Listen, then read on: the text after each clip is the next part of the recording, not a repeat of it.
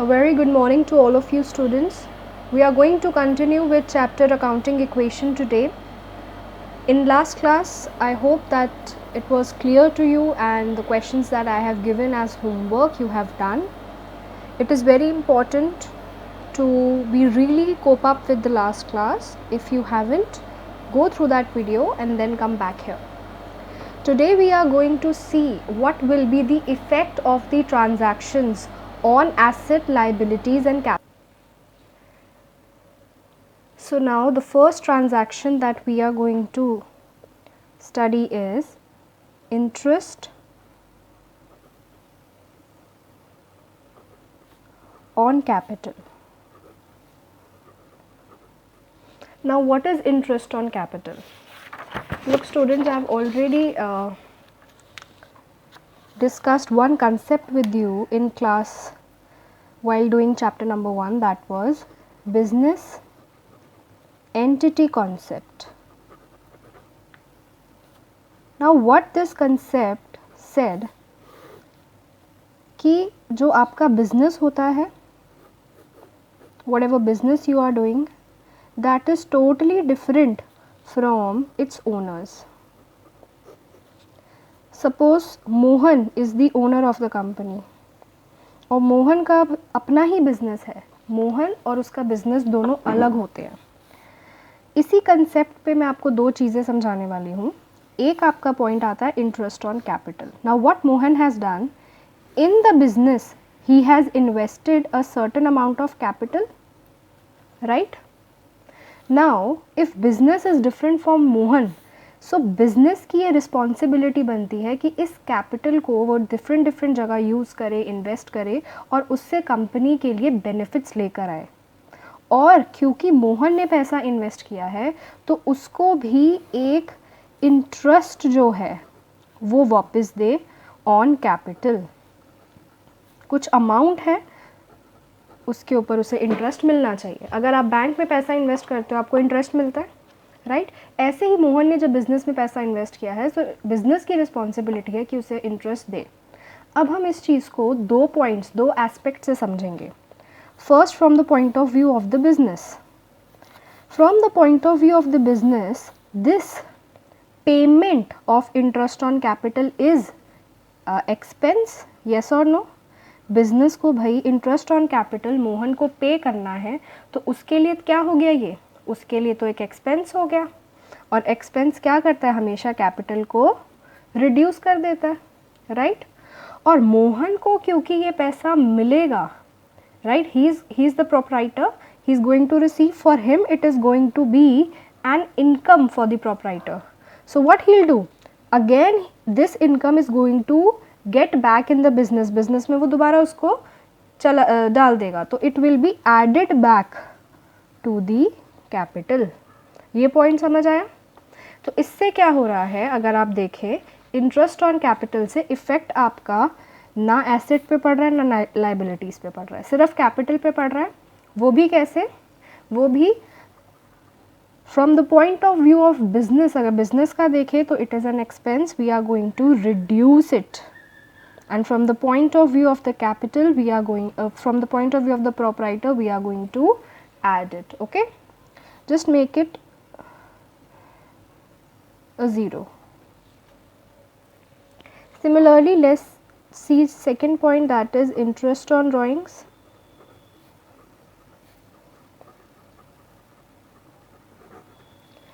Taking the very same example, if Mohan from his own business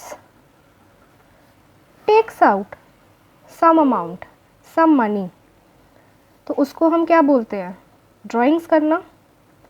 Now business is going to say that this money was invested in the business only for the purpose of business, not for your use.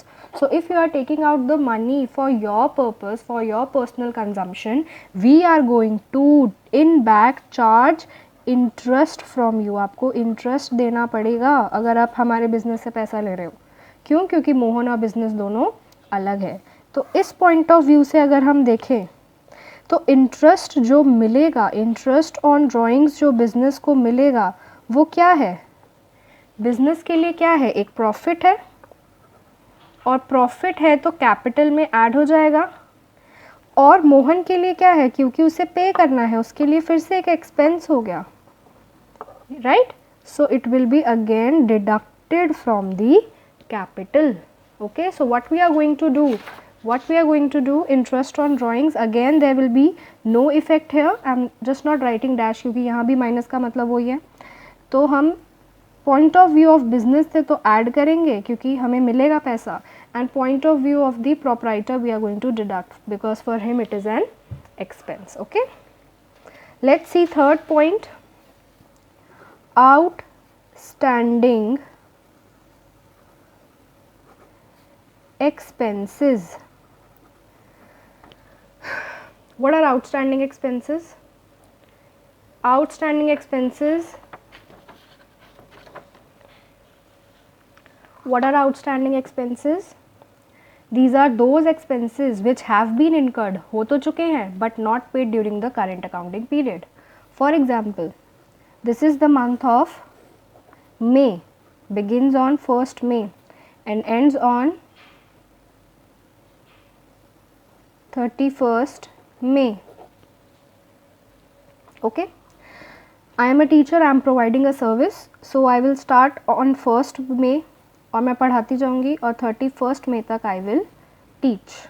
Okay, now for Good Samaritan School, what they have not paid me salary till 31st May.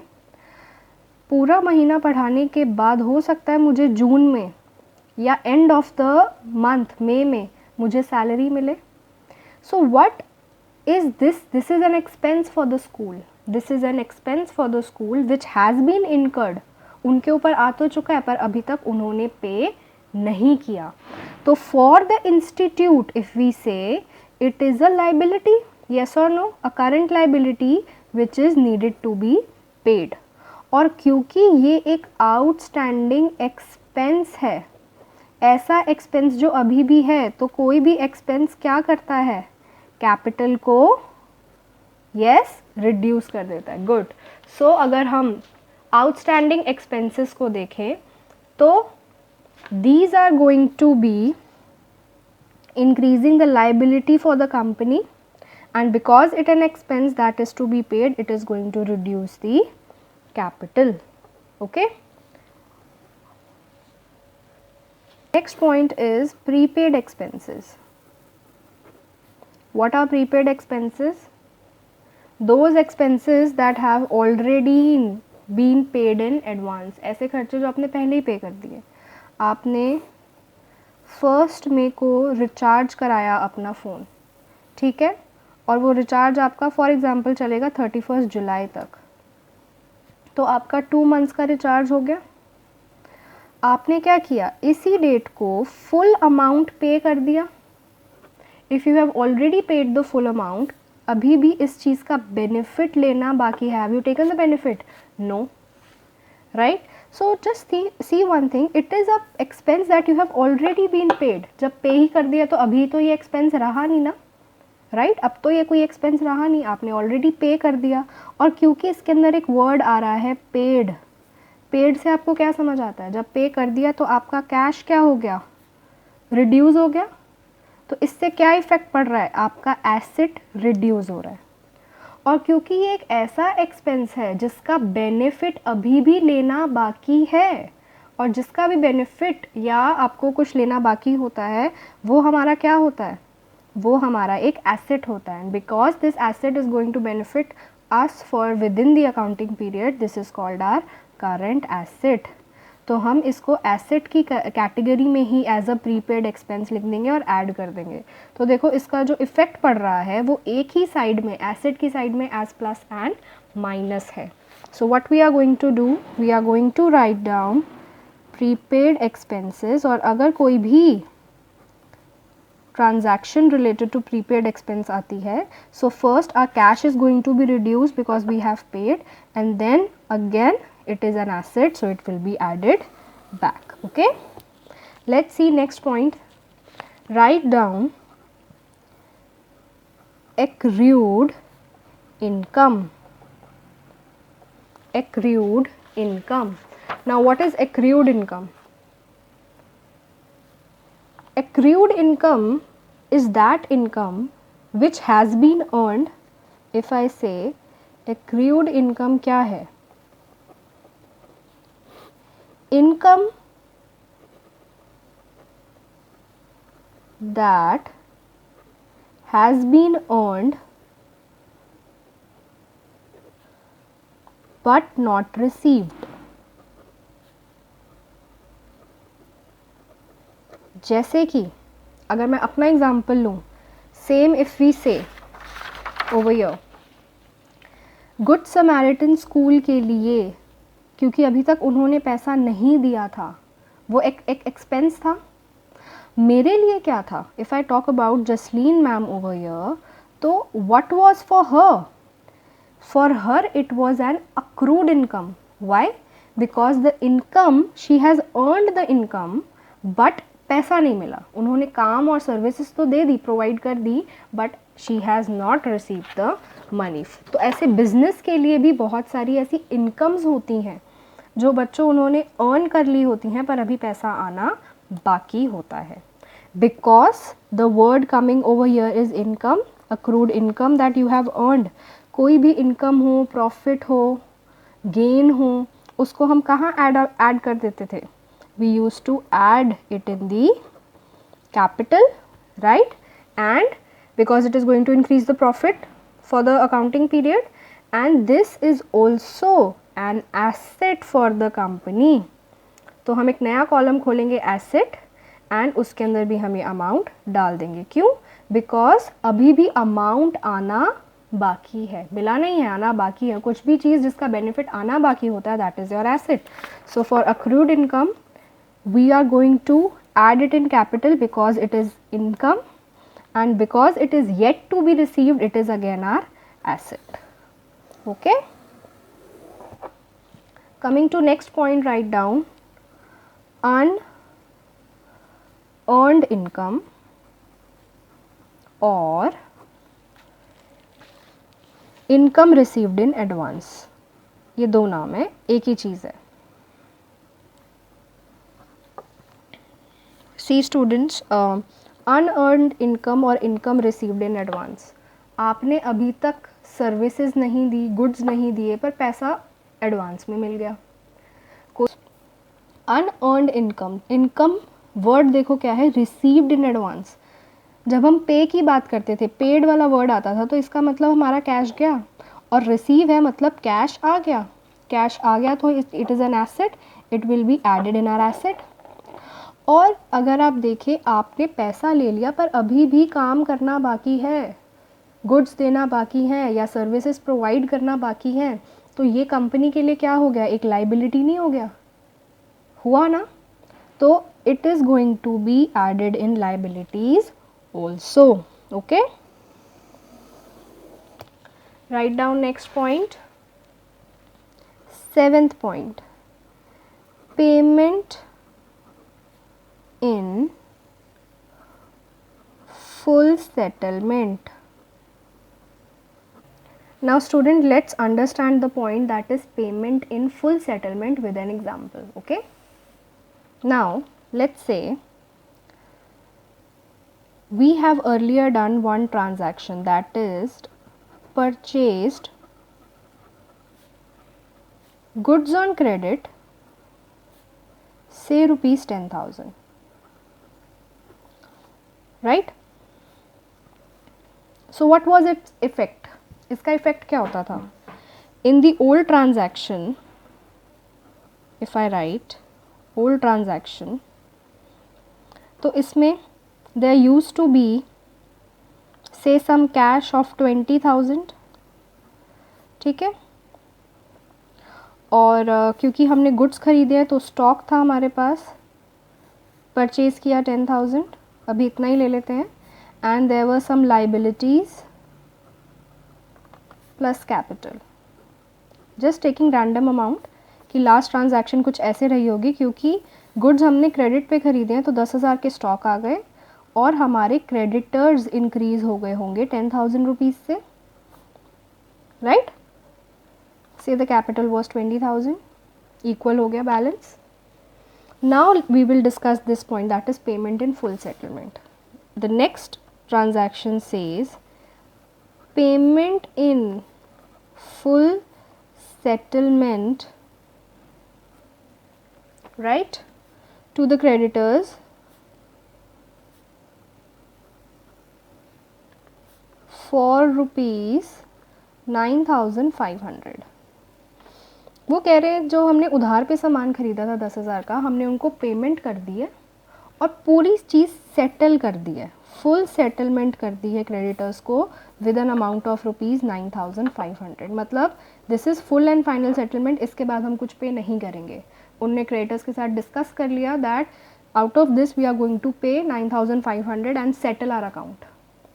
तो अब इस transaction को कैसे करेंगे? सबसे पहले word आ रही है पेमेंट. पेमेंट तो कर ही दी हमने, तो न्यू ट्रांजैक्शन देखो हमारी कैसे बनी. New transaction is going to be, we have paid 9,500, so 9,500 less कर देंगे, राइट. कुछ स्टॉक पे फ़र्क तो नहीं पड़ रहा, सो दैट इज़ नथिंग. नाउ हमें अपने क्रेडिटर्स के साथ सेटलमेंट कर दी, तो अब मैं देखो यहाँ पे क्या कर रही हूँ, मैं पूरे क्रेडिटर्स ख़त्म कर रही हूँ. Why am I doing it so? Look, if I am not going to deduct 9,500 here, ठीक है, अगर मैं यहाँ पे 9,500 डिडक्ट कर लेती हूँ, so what will happen in my books of accounts, it will always show that I have to still pay 500 to my creditors. और क्या क्वेश्चन ये बोल रहा है? नहीं, वो तो बोल रहा है कि क्रेडिटर्स के साथ आपकी पूरी सेटलमेंट हो गई, यही बोल रहा है ना. तो हमने क्या किया, सीधा क्रेडिटर्स को ख़त्म ही करना है, तो इसीलिए हमने 10,000 लेस करे हैं. अब आप बोलोगे मैम 500 रुपीज़ का डिफरेंस है. खुद सोचो कि जिसको आपने 10,000 पे करने थे, आपने 9,500 पे करे हैं, तो आपको बेनिफिट हुआ या नहीं हुआ? डेफिनेटली हुआ. और बेनिफिट कितने रुपीज़ का हुआ? 500 का. कोई भी बेनिफिट अगर आपको होता है, आप उसको कहाँ, कोई भी प्रॉफिट होता है, आप उसे कहाँ ऐड करते हैं? कैपिटल में. So if you see minus 10,000 plus 500 क्या हो गया? फिर से माइनस 9,500 जो आपका यहाँ पे है. So this was your point of payment in full settlement to the creditors. तो इधर हम क्या करेंगे हमेशा? We are always going to reduce our assets, assets को रिड्यूस कर देंगे.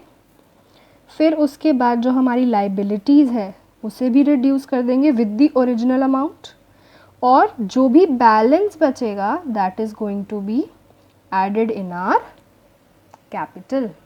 Okay,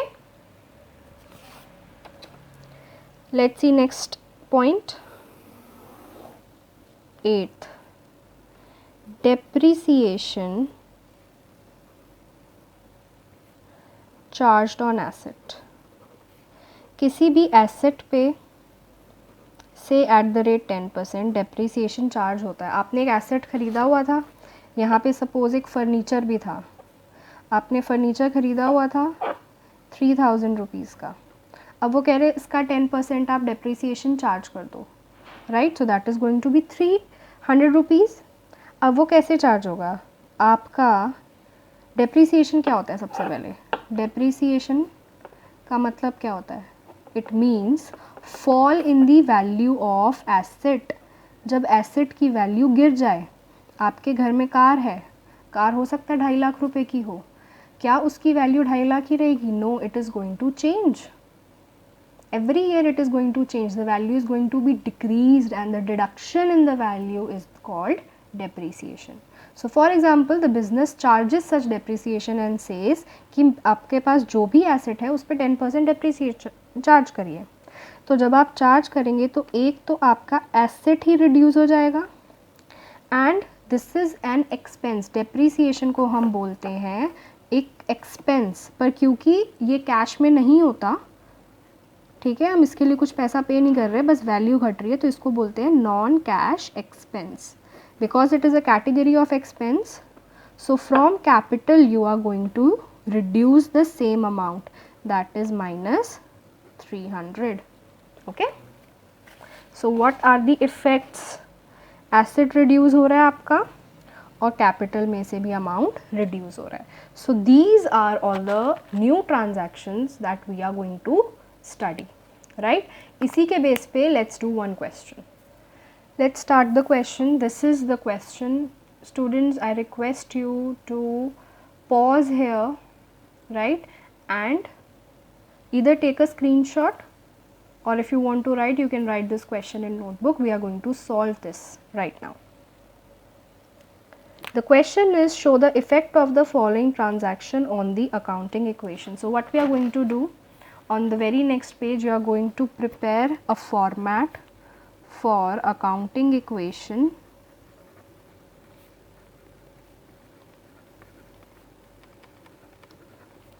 Write down serial number, transaction,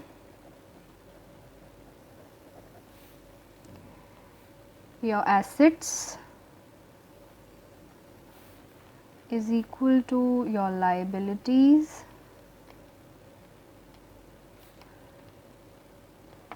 plus capital. Okay, let's begin. Now one thing I want you children to tell, I have just received few answers today and what I have seen is बच्चे पूरा cash यहाँ तक लिख देंगे, stock लिख देंगे, building लिख देंगे और ये चीज़ ख़त्म ही हो जाएगी. Just analyse the question. देखो अच्छा और क्या है, गुड्स ख़रीदे हैं, गुड्स की बात हो रही है, ठीक है. फिर उसके बाद अच्छा रेंट आउटस्टैंडिंग है, प्रीपेड इंश्योरेंस है, ये तो एक एसेट हो गया. अच्छा कमीशन रिसीव्ड इन एडवांस है. तो हो सकता है कि और भी हों एसेट्स, तो हमें उनके लिए जगह बना के रखनी है. और एक छोटी सी चीज़ जो एक और मैंने देखी थी, what was that, just going to mention it over here. What I saw that, एक ना आपने छोटी क्लासेस में ये पढ़ा होगा, lakh, 1000, sorry 10,000, 1000, 100, tens, ones. तो जब आप लिखते थे आप कैसे लिखते थे, से 1, फिर लिखते थे से 20, फिर लिखते थे तो 318, फिर अगर लिखना होता था कोई वैल्यू तो 4672, फिर कोई 10,000 अमाउंट लिखना होता था तो 28,347 और 1 लाख में जाना होता था तो 8,63, कोई भी वैल्यू ले लीजिए, राइट. अगर आप इसे देखो तो वंस के नीचे वंस की वैल्यू आ रही है, टेंस के नीचे टेंस की वैल्यू आ रही है. आपको इसी तरीके से लिखना है. मैं क्या देख रही हूँ, कभी कभार बच्चे क्या लिखते हैं, ये लिखा 35,000, ये लिख दिया 50,000, ठीक है, 2 यहाँ लिख दिया. अब जब आप ये करोगे ना, इसको ऐड करोगे तो आपका क्या आंसर आएगा, पता नहीं क्या ही आंसर बनेगा, जो गलत है. हमेशा अपनी आदत डाल लो वाइल सॉल्विंग मैथ्स और accounts anything, follow this thing so that आपका एडिशन सब्ट्रैक्शन सही हो. And this is the common, जल्दी जल्दी करते वक्त आप ये गलतियाँ करते हो. So just go. Students, now let's start with the question. Okay, Manoj started business with cash, goods and building. तो हमने क्या किया, ये अकाउंटिंग इक्वेशन बनाया और यहाँ लिख दिया cash, stock and building. So what we are going to write, 2,30,000 का कैश इंट्रोड्यूस हुआ, स्टॉक 1 लाख का, बिल्डिंग 2 लाख की. Total amount is 5,30,000. I have already done few transaction because these are the repeated ones, you already know them. Second transaction is he purchased goods for cash. तो जो आपने goods खरीदे हैं, आपका stock increase हो जाएगा और कैश ख़त्म हो जाएगा. तो कैश 50,000 से लेस कर देंगे, स्टॉक 50,000 से बढ़ा देंगे और कोई इफेक्ट नहीं है. New transaction is going to be 230 minus 50, that is 1,80,000. Stock is going to be 1 lakh plus 50,000, 1,50,000. Building is going to be the same and capital is also going to be same. Next is sold goods for cash, जिनकी cost 20,000 थी और 35,000 में आपने cell कर दिया और यहाँ लिखा हुआ है for cash. So it means आपके पास 35,000 का कैश आ गया और 20,000 के गुड्स चले गए. तो जो 15,000 है उसका क्या हुआ, आपको बेनिफिट हो गया, प्रॉफिट हो गया. And profit is added back in the capital. So what we are going to do, add 35,000 in cash, reduce the stock, and we are going to add the profit, and the equation will come. Next, see, purchase goods from Rahul, that was 55,000. Now you have again purchased good. हम क्या करते थे, अभी तक हमने जितना भी पढ़ा है, या तो आप पढ़ते थे परचेज्ड गुड्स फॉर कैश या फिर परचेज्ड गुड्स ऑन क्रेडिट। अब इधर क्या बोल रहे हैं, परचेज्ड गुड्स फ्रॉम राहुल। आपने राहुल से सामान खरीदा। क्या क्वेश्चन ये बोल रहा है कि राहुल को आपने पेमेंट कर दी? नहीं, तो आपको एक तरीके से क्रेडिटर का नाम बता दिया। It means this transaction is on the basis of credit only. ये सेम ही है, यहाँ ऑन क्रेडिट बोला, यहाँ नाम बोल दिया, तो we are going to do the same thing. That's why I have just resumed over here purchase goods from Rahul and the amount was 55,000। तो यहाँ कोई इफेक्ट नहीं पड़ा, यहाँ पे 55,000 का स्टॉक ऐड हो गया एंड यहाँ पे एक आपके क्रेडिटर्स बढ़ चुके हैं। So we are going to write creditors, and creditors कितने के इंक्रीज हुए हैं? 55,000 plus no effect over here. Let's see the new transaction, new equation. This is going to be 2,15,000. This is going to be 1,85,000 plus 2 lakh equal to 55,000 plus 5,45,000. Let's see the next one. Sold goods to Varun. हमने किसको goods दे दिए? वरुण को। अभी तक हम क्या बोलते थे? Sold goods for cash या सोल्ड गुड्स ऑन क्रेडिट। अब नाम दे दिया। जिसको हम गुड्स बेचते हैं उधार पे, वो कौन होता है? हमारा डेटर होता है, और डेटर क्या होता है? हमारा एक एसेट होता है। तो यहाँ पे एक और एसेट इंक्रीज हो गया in the name of debtors. Okay, so here Varun is our debtor. Okay, तो वी हैव सोल्ड गुड्स जिनकी कॉस्ट 52,000 थी और सेल हमने 60 में करा है, तो हमें प्रॉफिट कितने का हो गया? 8,000 का। और प्रॉफिट कहाँ ऐड होता है? कैपिटल में।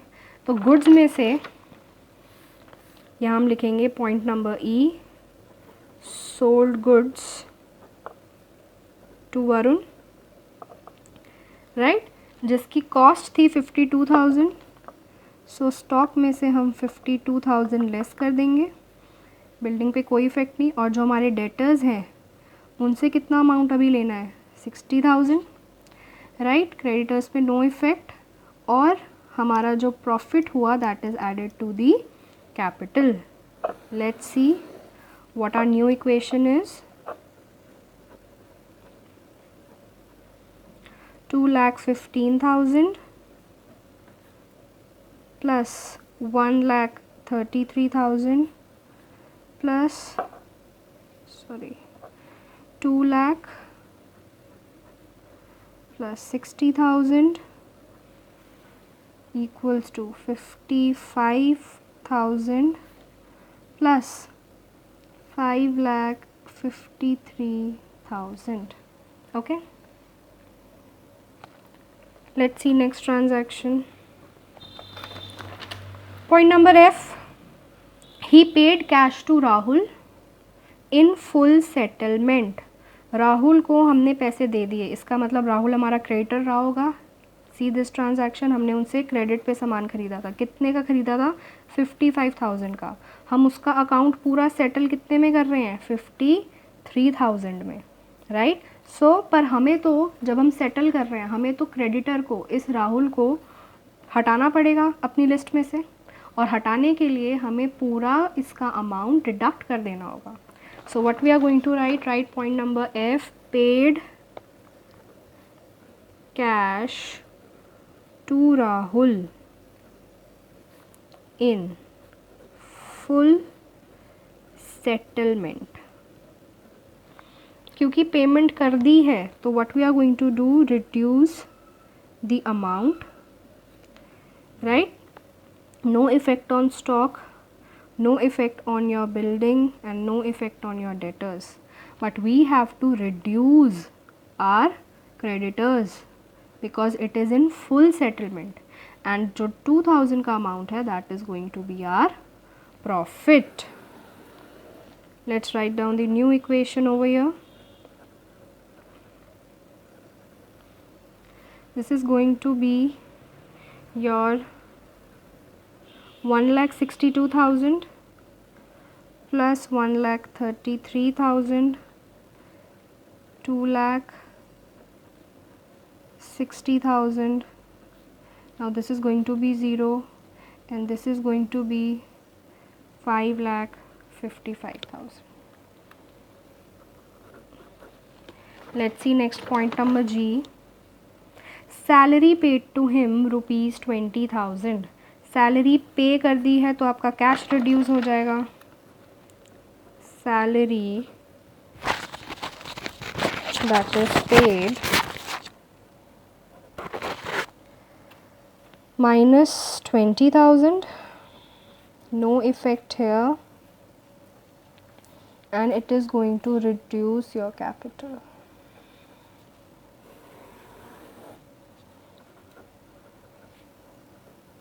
Your new equation is going to be 1,42,000 plus 1,33,000 plus 2 lakh plus 60,000. There is no effect over here, and this is going to be your 5,35,000.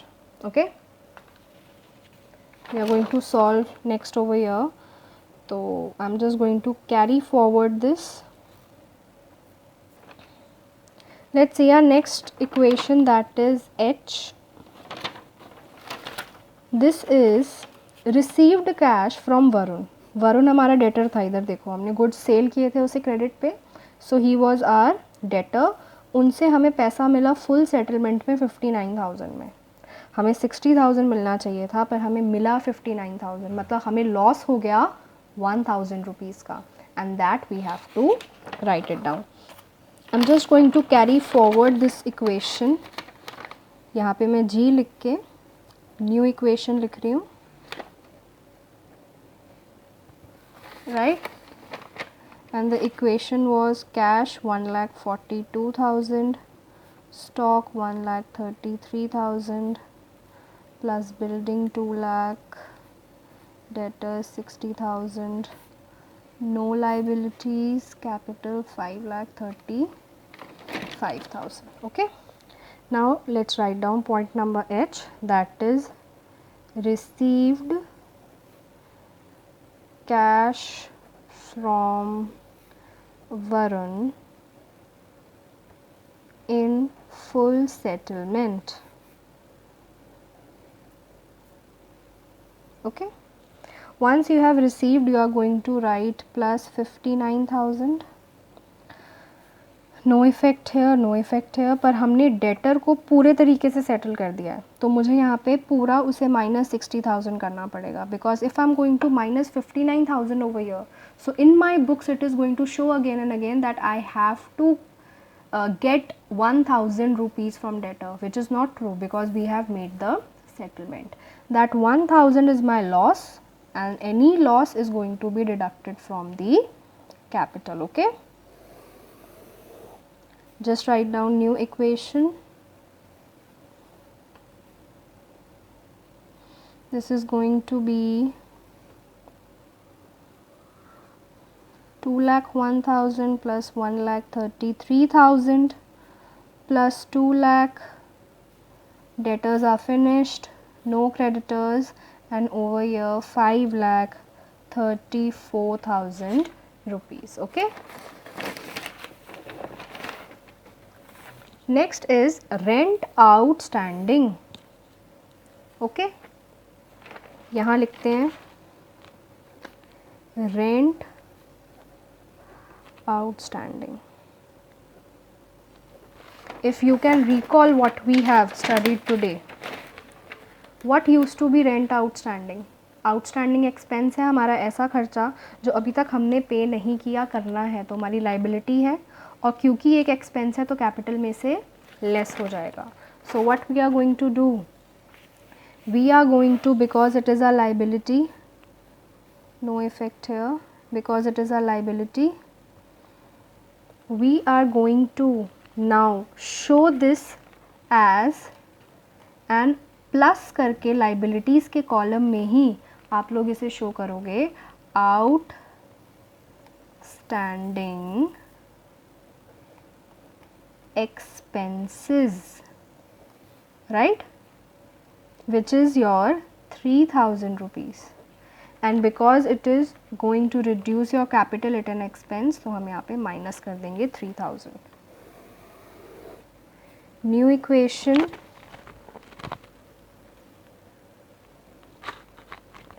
is going to be 2,01,000 plus 1,33,000 plus 2 lakh,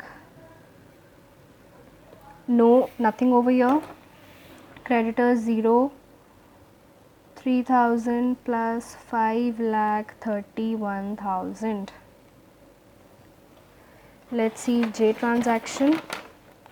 prepaid insurance, आपने एक insurance पहले ही पे कर दी, paid in advance, पढ़ा था ना paid in advance. तो अगर आपने पहले ही पे कर दिया तो आपका कैश तो कम हो गया, हुआ या नहीं. पर ये जो आपने पहले ही पे कर दिया उसका बेनिफिट अभी भी लेना बाकी है. So it is your asset, yes और no, it is your asset. So what we are going to do under the heading of the assets, we are going to write down now prepaid expenses, and here we are going to write down, there is nothing, no effect on stock or building or debtors, we are going to write plus 2000 and then no effect over here too. Just close it down and write new equation. This is going to be 1,99,000 plus 1,33,000 plus 2 lakh, no debtors and prepaid expenses, outstanding expenses and your capital. Okay. Number K, commission received. क्योंकि बच्चों commission आपने receive कर ली है 13,000 की, it is going to increase your cash, right. आपको कुछ पैसे मिल गए, कहीं पे ये नहीं लिखा कि ये कमीशन एडवांस में रिसीव हुई है, सिर्फ ये लिखा है कि आपको पैसा मिला. पैसा मिला तो आपका कैश इंक्रीज़ हो जाएगा और आपका कैपिटल भी इंक्रीज़ हो जाएगा. So just right commission receive plus 13,000 in cash and plus 13,000 in your capital. New equation.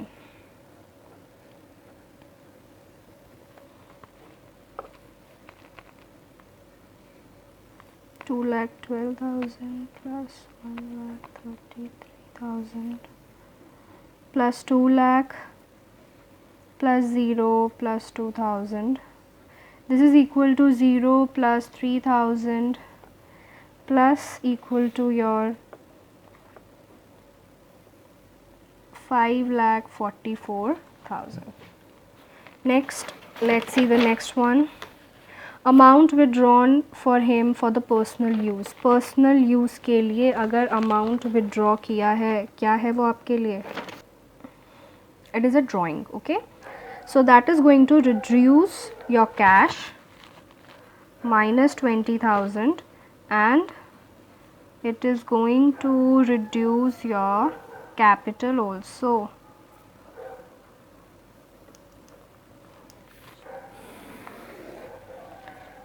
So the new equation will be 1,92,000 plus 1,33,000 plus 2 lakh plus 0 plus 2,000 equals to 0 plus 3,000 plus 5,24,000. M says depreciation charged on building. Write down depreciation on building. भाई depreciation charge किया है, it is a non cash expense. एक तो आपकी capital में से reduce होगा और बिल्डिंग की भी तो वैल्यू रिड्यूस होगी या नहीं. what was the amount? The amount was 10,000 rupees. So what we are going to do, no effect over here. Building जो है आपकी वो reduce हो जाएगी आपके 10,000 rupees से. No effect on the debtors and then no effect over here. 0 plus 3,000 and it is going to reduce your capital also. Write down new equation.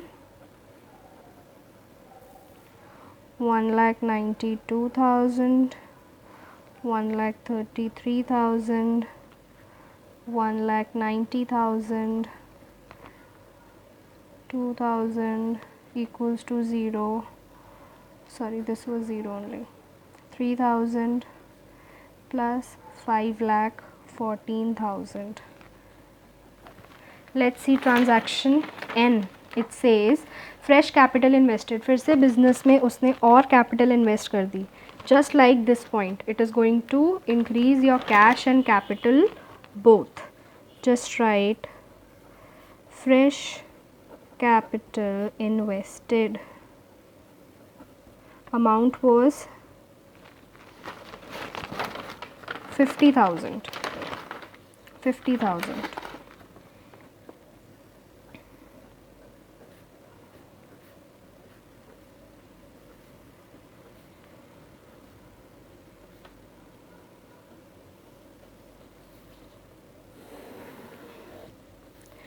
Write down new equation. It is going to be 2,42,000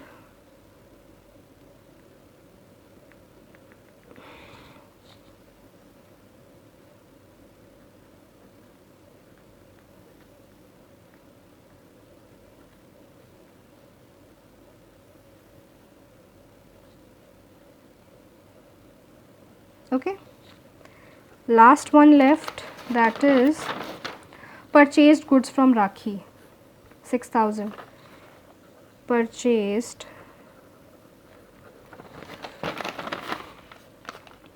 goods from Rakhi मतलब credit पे purchase किए. तो आपका इधर तो कुछ नहीं होने वाला. स्टॉक आपने फिर से स्टॉक ख़रीद लिया है. कितने का? 6,000 रुपीज़ का. No effect on building, no effect on these two items and because it is on credit आपके फिर से जो creditors थे वो आ गए. No effect whatsoever. So let's see what is our final equation. Finally we have reached the end.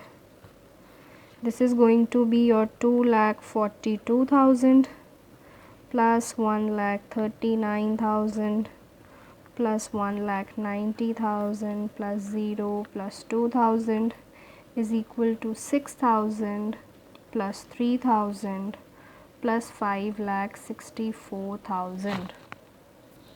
So students, if you are going to tally, if you are going to add these all amounts, this is going to be 5,73,000 and if you are going to add all these amounts, this is again going to be 5,73,000. So your LHS is equal to your RHS. So this was the entire solution for the question. Okay. I have taken one question. आपको ये question बहुत बड़ा लग रहा होगा, but I have taken one question and tried to cover up all the transactions and its effects. And now I want you, I'll give you some questions and that you have to solve in your notebook.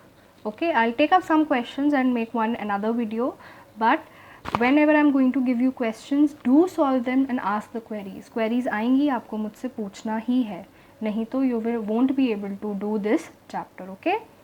Okay students, thank you so much for today. Have a good day.